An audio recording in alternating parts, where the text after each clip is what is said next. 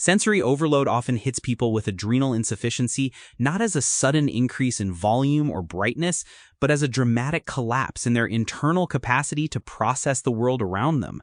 It is one of those experiences that isn't on the classic diagnostic checklist of fatigue and low blood pressure, yet it can be absolutely debilitating.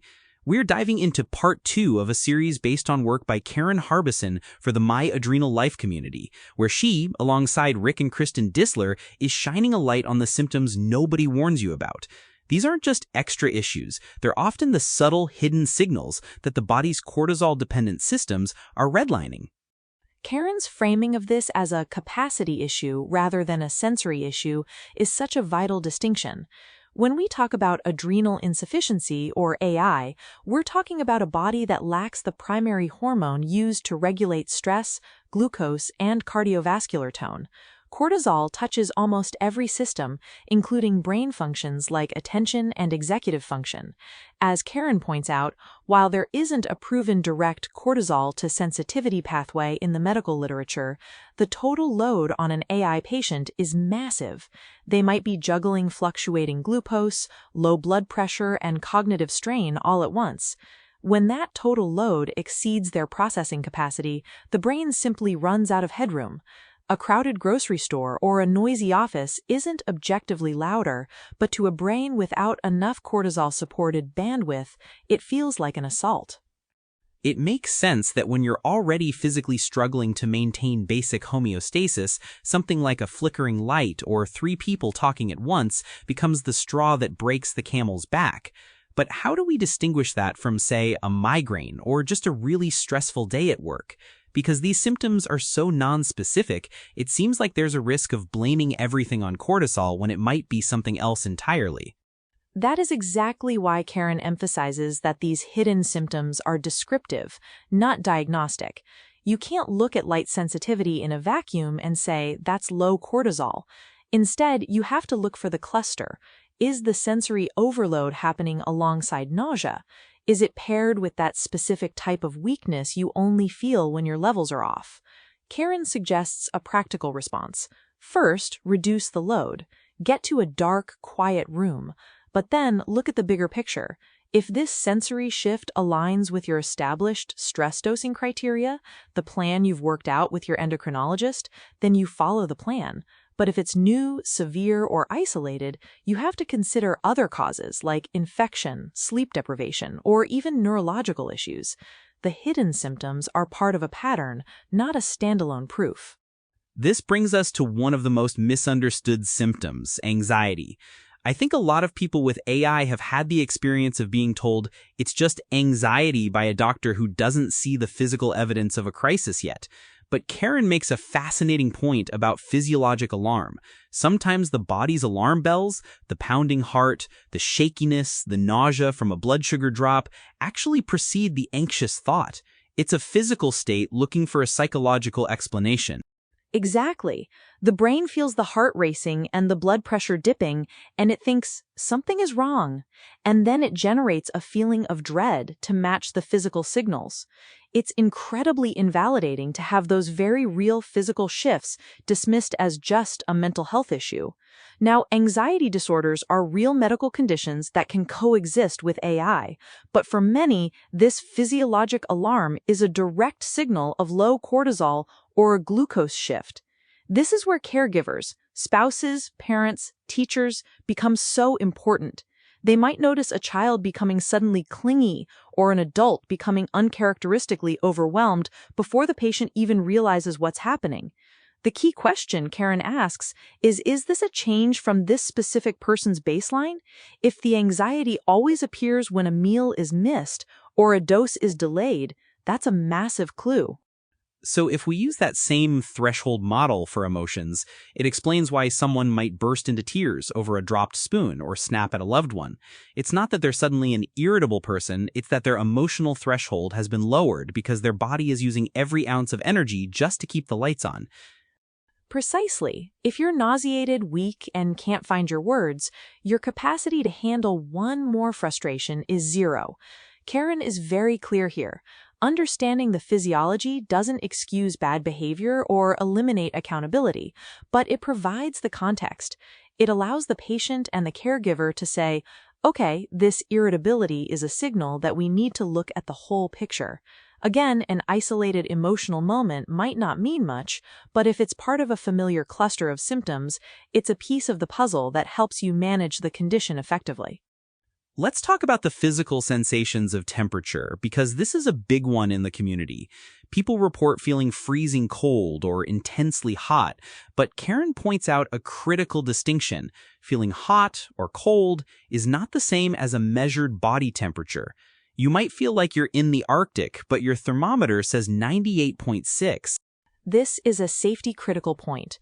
Cortisol helps regulate cardiovascular tone and circulation, so when it's low, you might have cold hands and feet or chills.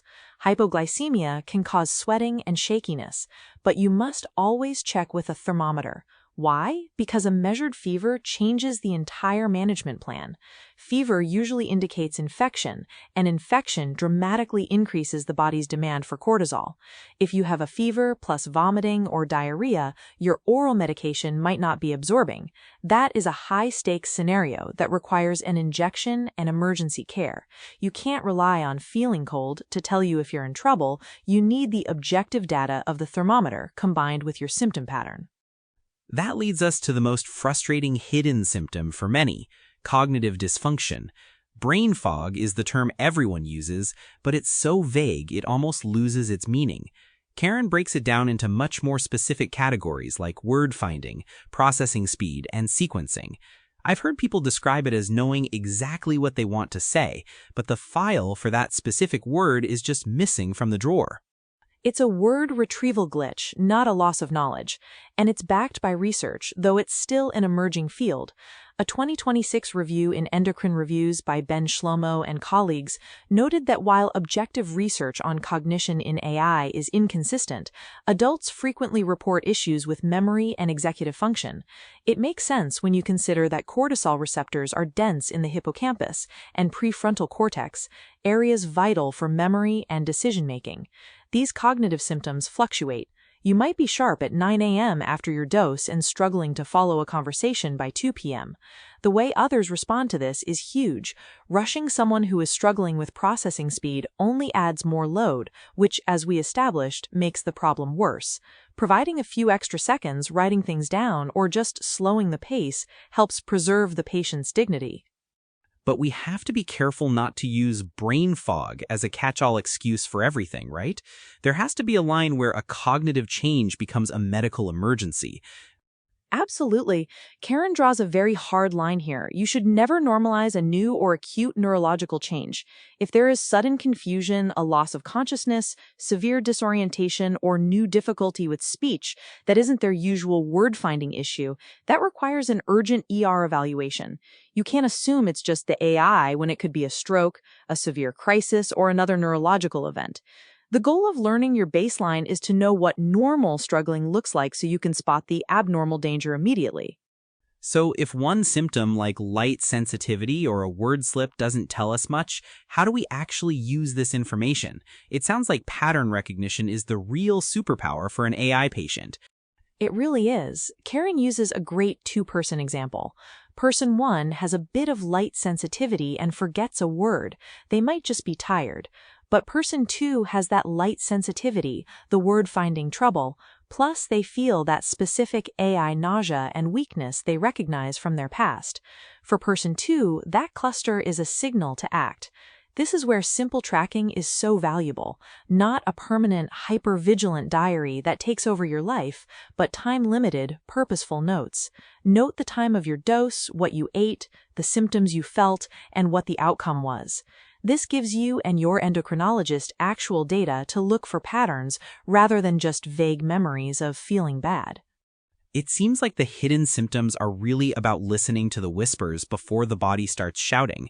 If you can catch the sensory overload or the irritability early and realize it's part of your low cortisol pattern, you might be able to adjust your activity or follow your sick day plan before it turns into a full-blown crisis. That's the goal. These symptoms aren't extra, they're just quieter. By naming them and validating them, Karen and the My Adrenal Life team are giving patients a way to map their own unique physiology. It's about knowing your baseline so well that you can advocate for yourself when things shift. Whether it's using the resources at myadrenalife.com, joining the Facebook group, or reading Rick Dissler's books, the focus is on education and pattern recognition. You aren't crazy for feeling overwhelmed by a bright light or crying over nothing. Your body is giving you data. The trick is learning how to read it. It's a powerful shift from feeling like your body is failing you to seeing it as a system sending signals that just need the right interpretation. We've covered a lot of ground today, from the capacity model of sensory overload to the physical roots of AI anxiety and the nuances of cognitive symptoms. In the next part of this series, we'll be looking at symptoms that are often mistaken for other diseases entirely, which adds another layer to this diagnostic challenge. And we'll wrap up the series eventually by looking at why these symptoms fluctuate so much, why you can feel fine one day and be completely overwhelmed the next. It all comes back to that central idea. Cortisol isn't just about energy, it's the foundation for how your body handles the world. When you understand that, the hidden symptoms start to make a lot more sense. Just remember that this is educational, not medical advice. Always work closely with your endocrinology team to develop your specific management plan. If this breakdown helped you better understand your own symptoms or those of someone you care for, share this episode with a friend who might be looking for answers.